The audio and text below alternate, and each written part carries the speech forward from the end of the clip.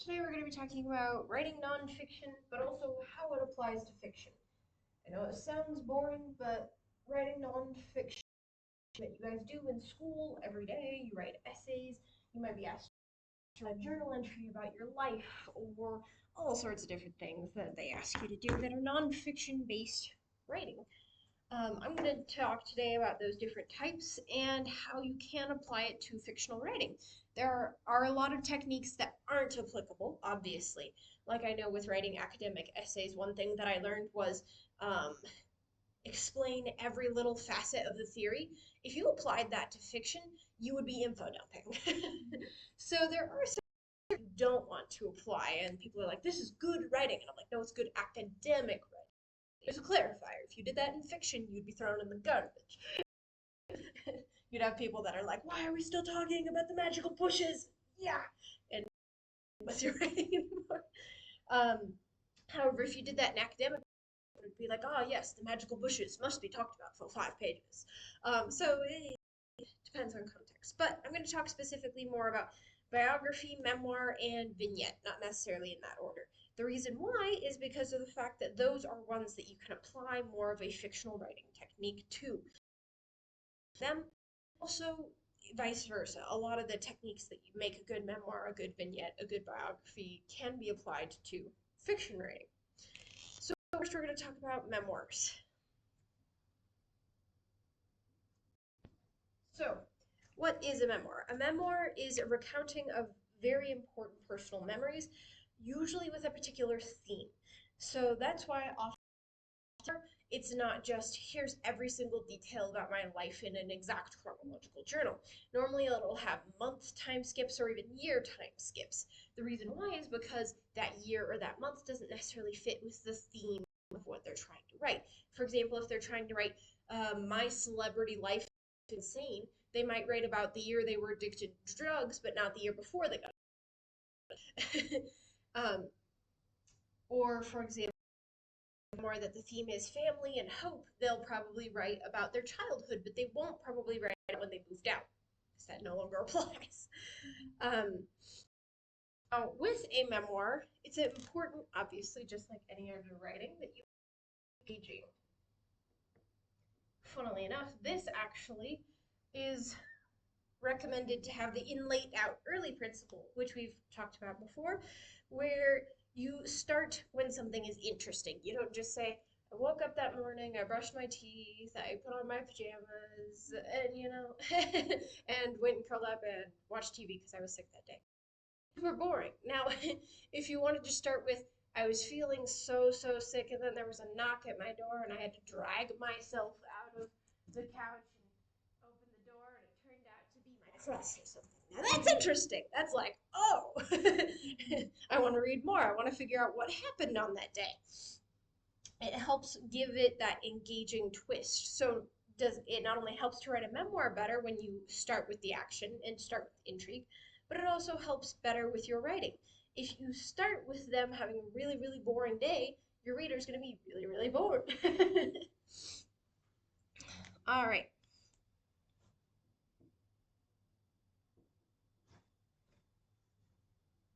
You also want to keep in mind when writing a memoir and when writing fiction, the relationship between you and the reader.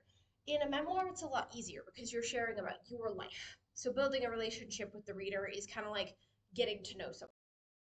When I was this age, this thing happened.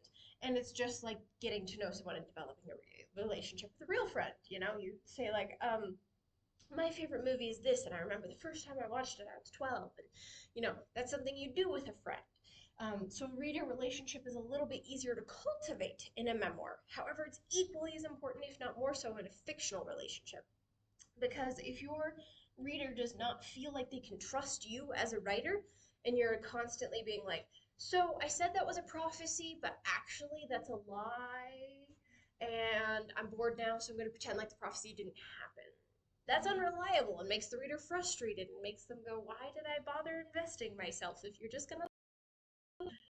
The trick is unreliable narrators. With unreliable narrators, you want to establish they're unreliable. That way, when they lie, the reader's a little grumpy about it, but it's kind of like when you know someone who is a liar, right? You're like, I'm grumpy that you lied to me, but also you lied can't take it too personally.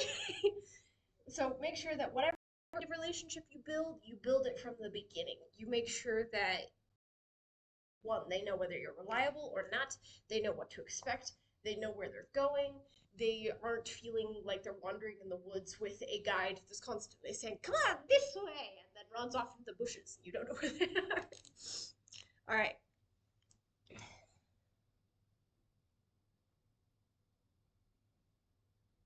So this is very important with memoirs, but it's equally important with fiction, that you are honest and vulnerable with your reader. If you just have everything be happy and good and perfect all the time, that's not very interesting. So you got to be honest and vulnerable with your reader. You've got to talk about hard emotions. You've got to talk about difficult times.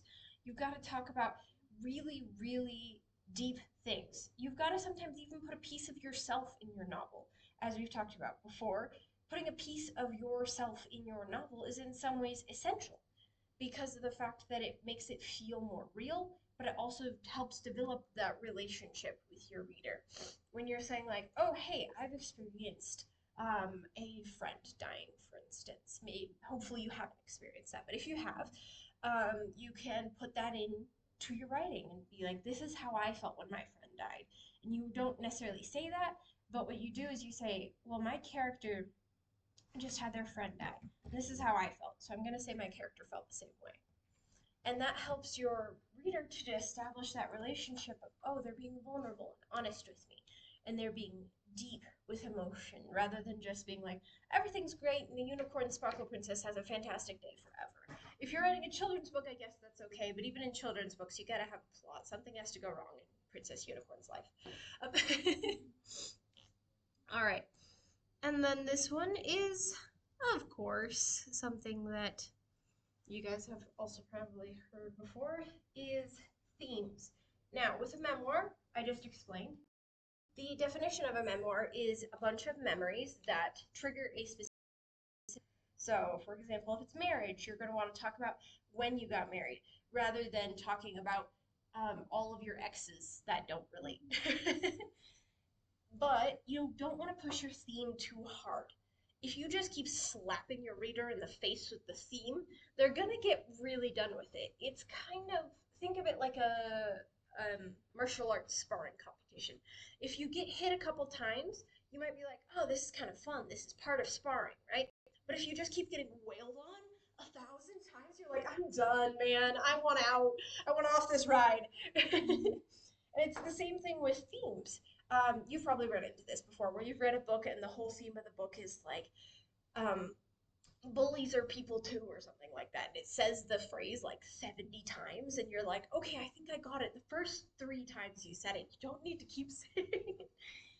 And so that's something you want to be aware of in your fiction too. If you do have a theme, such as The Boy Who Cried Wolf kind of thing, then just like in The Boy Who Cried Wolf, you got to make it short and to the point if you're going to do a children's book.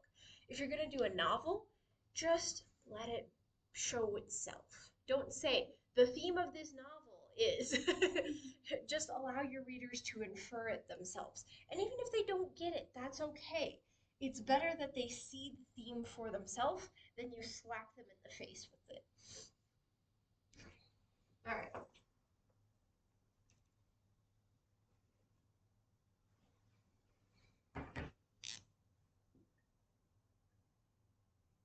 Next thing we're going to talk about is a vignette. Yes, that's how it's pronounced, even though there's a G in the middle for no reason. Love random silent letters. So delightful.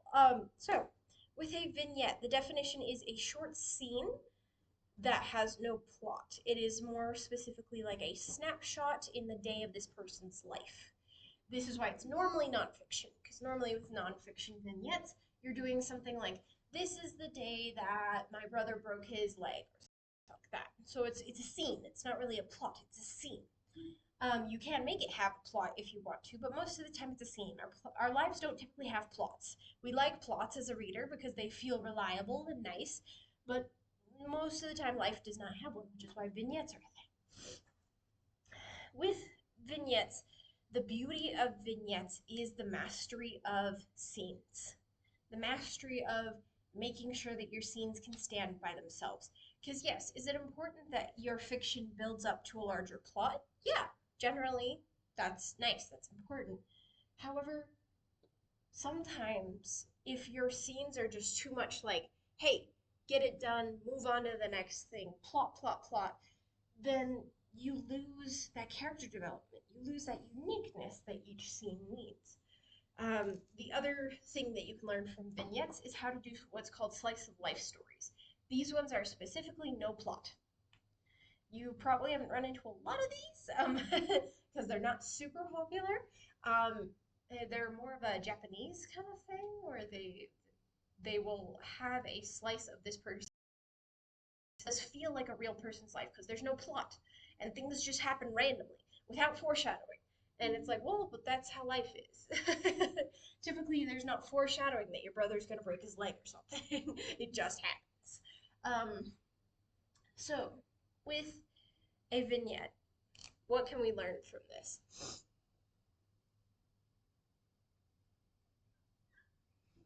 The beauty of the vignette is that you can really dive deep into the sensory experience. It's kind of like a microscope. You might see a red onion skin and just go, it's red. But when you look under a microscope, there's so much more to see. And it's the same thing with vignettes. You truly see the scene. It's not just, okay, we're running through the forest to get to grandmother's house, which is the next plot point. It's, okay, what does the forest look like? Did they trip over a tree root? Are they in panic? Is there a river they have to cross? You know, it gives you more sensory detail than just point A, point B. All right. It also helps teach you with vignettes to just let go. Just write like crazy and then edit later. 99% of the most successful vignette writers talk about the fact that they just go 20 pages and then they'll edit it back down to 10.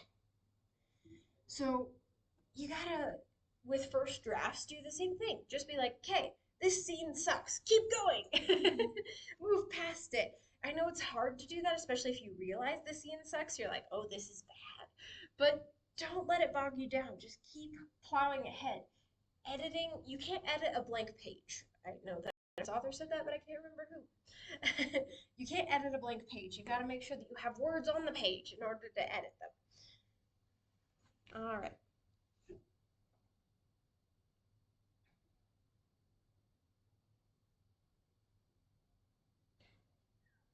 This is really where you can get into show don't tell. Let the little things be demonstrated in actions. Most of the time, people don't just say, I am mad. Most of the time, it's like crossed arms, a little roll of the eyes, you know, you can see that they're angry at their fill in the blank person that they're angry at. um, so let the little things stand for themselves. Let them shine on their own. Don't feel the need to just summarize. Let everything be shown in all the detail that it can be. Now, can you go overboard on detail? Absolutely. That's why a lot of people are like, I don't like XYZ or older books because they go super into detail. And that's true. Regency romances, Charles Dickens, heck, even William Shakespeare. There's a lot of them where it's like you don't need this whole section about describing the trees. Now, I did just mention sensory, but this is where these two need to be combined. You need the sensory detail, but you also need to show, not tell. Instead of saying the tree is as tall as an elephant's back, just say it's stretched into the sky. We're good.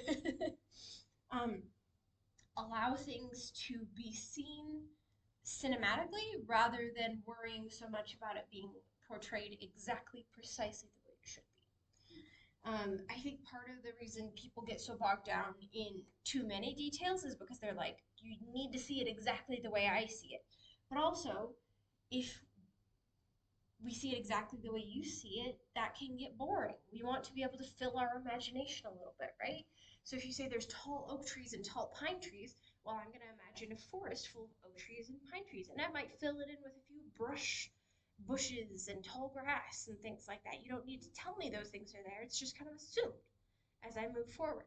Now, if those details are important, for example, it's like there's no long grass to hide in, we need to know that. But if it's not important, just allow the reader to imagine whatever. Allow them to fill it in. Make the beauty of vignettes is helping someone to see your scene without forcing the scene upon them. All right. Next, we're going to talk about biography. There we go. Is using the weird side of the pen. All right. So with biography, the same principles apply. Start in the middle, start where it's interesting. However, you can also apply things like poetic techniques. For example, things being in threes. You could be like, hey, in my life, I noticed that I had these things happen at a similar time. So you might start each chapter with a similar sentence that then says the next thing. Like, um, everything seemed to start with such and such event. And then the second chapter says, and then everything seemed to start with this event or something like that. Because poetic threes are very much something that people like to do.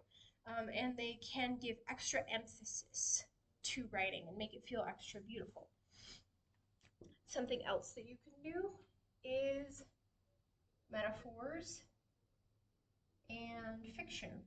Yes, you can add fiction into your nonfiction. Gasp. So, two great examples of this that I experienced back when I was being forced to read biographies, and I do say forced because I'm sorry, I don't find them all that interesting. I struggle.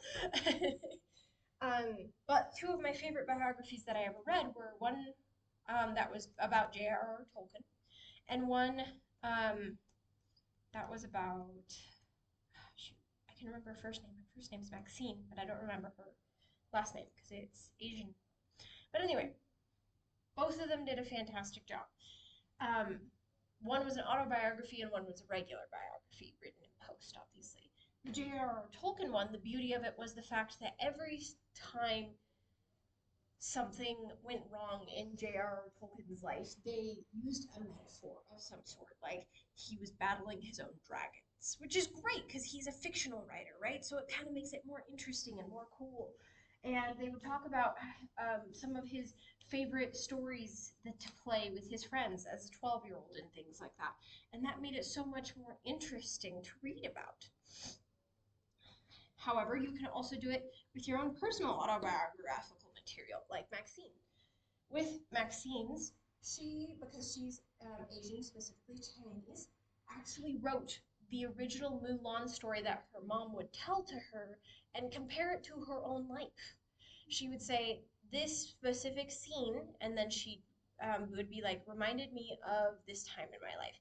And then she'd tell like a chapter's worth of the Mulan story. And then she'd tell a chapter of her own story, and you'd say, oh, okay, I can see why you related to that. I can see why you felt that was similar in some ways, why you felt trapped, or why you felt you had to do this, or different things like that. It was also very interesting because the Mulan story is very different than the Disney version. Even the live action version is a little closer, but still not the same. So it was interesting to not only see the cultural original, but it was also interesting to see how she related to it. How she went, this feels like my life. This resonates with me. All right. And then the last thing that biographies can help you with, obviously, in your own writing, is research. People who write biographies, even their own biographies, have to do research. Even with your own autobiography, if you decide to write one day, you'll have to do research because you remember it how you remember it. So it's important to get other opinions. Like, hey, bro, I remember that day you broke your leg. Did this happen? And your brother might be like, no, no, no, you're not quite remembering that correctly. But also, it's important for writing someone else's biography that you do the appropriate research into their time period, into their life, into what happened to them, into their journals if they have any. If they don't have any journals, what other things do they have that were recordings of what they did and what feats they So this can be really important, especially if you write historical fiction of any sort, whether it's fictional or not. And I do say fictional because there's a lot of like Sherlock Holmes meets, actual London, or 1950s but with ghosts or something. So having a little research can be good, and sometimes it can help even with your own writing. I know that, for instance, with J.R.R. Tolkien, his universe, Lord of the Rings, is completely unique. However, he also had a degree in linguistics and various other mythology. And I bet you that totally inspired him. A lot of his elven characteristics and his dwarven characteristics come from Viking mythos. And so even though it's his own unique original interpretation and spin on it, it definitely was inspired by Viking mythos. So doing some research even on mythology can help sometimes if you're like feeling that you're stuck and you're like, I'm writing this book about vampires and I don't know what to do.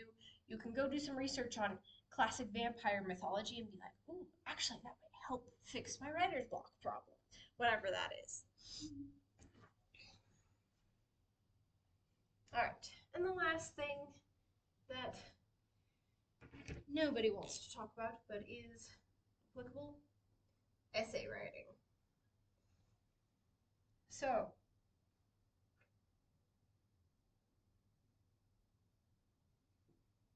the main thing that you might learn in essays that can be applicable to fiction is you know what you know. The reader doesn't know. A lot of people are like, well, isn't it obvious that so and so's going through a really, really hard time? And it's like, well, no, you never told me that they're going through a really, really hard time. You never showed me that. You never had any evidence that they're going through a hard time. So, no, I don't know that. And a lot of times, this is something that a lot of writers suffer from, where they're like, well, I know that in this universe, elves are like this. And it's like, but if you don't tell me that, I, as the reader, am lost. I don't know what's going on here. Um, and this is where info dumping gets to be a danger. Don't overly share, but also don't keep it all a secret. If you keep your whole world a secret from your reader, they're going to be lost. And they're going to get frustrated because they feel lost. It's the same thing with essay writing. You could write an essay about, I don't know, for example, my cousin is a veterinary technician, and she could write an essay about veterinary science. I don't know anything about veterinary science. If I was to read that essay and she didn't tell me how things worked, I'd just look at her and be like, cool, no idea what you just said. And it's the same thing with world building. You know what's going on, the reader doesn't. And you need to make sure that you hit that middle ground. Don't tell them everything and info dump on them, but also don't keep it entirely a secret. Meet them in the middle somewhere. Explain it to them like they are coming up to you and interviewing you about this cool world. What questions would they ask? What do they need to know? What do they not need to know? All right.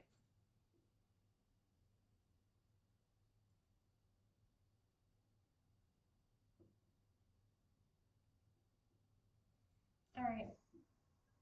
Repetition and transition. Now, you've probably heard this a dozen times in essay writing.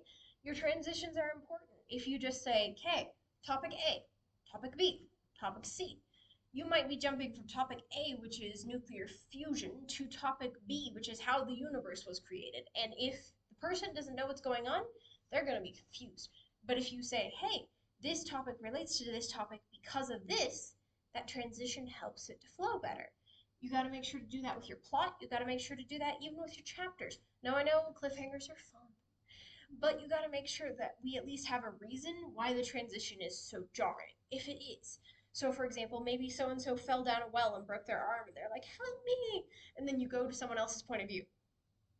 They don't know so and so's trapped in a well, but it makes it so that transition is smoother because of the fact that we know, oh no, so and so doesn't know that so and so's trapped in the well.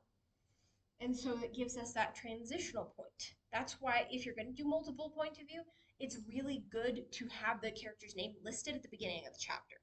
That way we're not confused.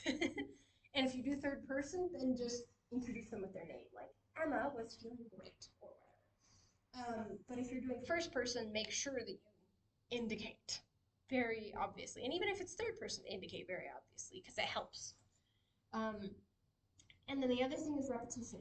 this relates to foreshadowing.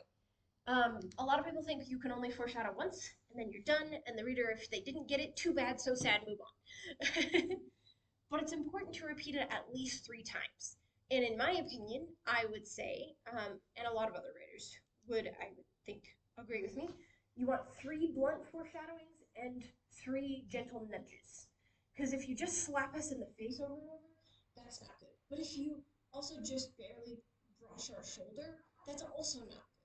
It's kind of like getting the attention of your sibling. If you're like, hey, hey, hey, and they still don't notice you, you're like, hey. And it's the same thing with foreshadowing. If you feel like your reader still isn't getting it after the 3rd gentle foreshadow, you might need to start shoving a little. Be a little more blunt. Put things in a way that when they see it, they're like, oh, duh, how did I miss that? Because sometimes people don't notice. I had this experience once when editing a novel. It was well foreshadowed gently. But by the time I reached it, I was like, wait, what? No, that doesn't make sense. And I had to go back and reread the story and go, okay, it does make sense. Just needs a little bit more blunt foreshadowing because she was almost so subtle that I completely missed it. When I reread it, I got it, but you don't want to have to reread the whole novel in order to understand the foreshadowing, which is why some blunt foreshadowing is important.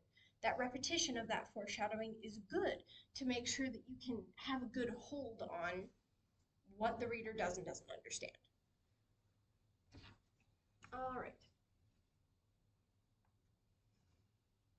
Any particular questions, or are we good? Cat. All right. So it is May 12th. The short story contest is due on May. I can't remember if there's 31 days in May or not, but the last day of May, whenever that is. 31st, yes. Make sure to get it in before we close. We close at 4 p.m. that day. So even if you like are sick or something, find a way to email it to me if you can. Just make sure it gets in before 4 p.m. And if you're concerned that it's not going to get in, feel free to email me and let me know. Next month is going to be starting our new prompt. Something along the lines of, I'm paraphrasing, so it's not exact. Write about write about an artist. And when I say artist, I don't mean painter. I mean any kind of artist, musician, sketchbook artist, movie writer, whatever kind of artist you want to see. Creative person, I guess is the best way to define it. But we said an artist in the prompt. Write about an artist discovering something new in their life. And it can be nonfiction based, where it's just like they discover that their mom is going to move to California. I don't know. Or it can be something that's fantasy based or science fiction based or anything that you want.